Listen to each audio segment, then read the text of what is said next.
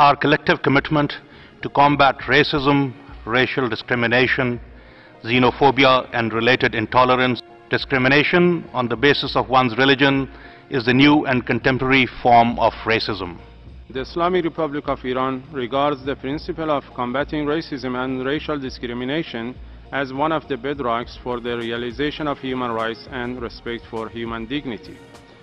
His Excellency Dr. Rouhani, President of the Islamic Republic of Iran, in his recent statement in GA, expressed alarm over the catastrophic impact of violent and extremist narratives.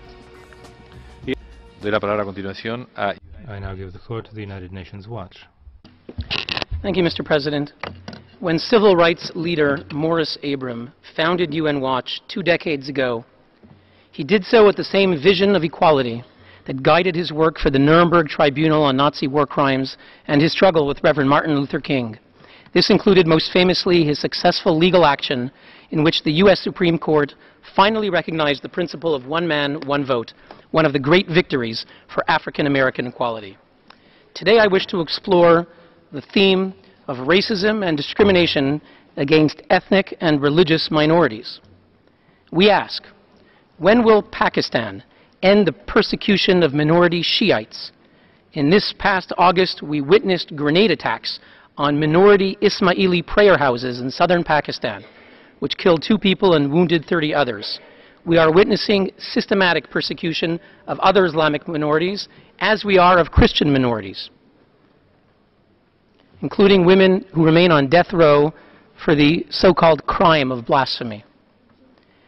Mr. President, when will Iran respect the United Nations General Assembly's call to end continued discrimination and persecution of Arabs, Azeris, Baluchis, Kurds, and other ethnic minorities? Mr. President, when will Iran respect the UN General Assembly's call to end harassment and persecution of religious minorities, including Christians, Jews, Sufi Muslims, Sunni Muslims, and Zoroastrians?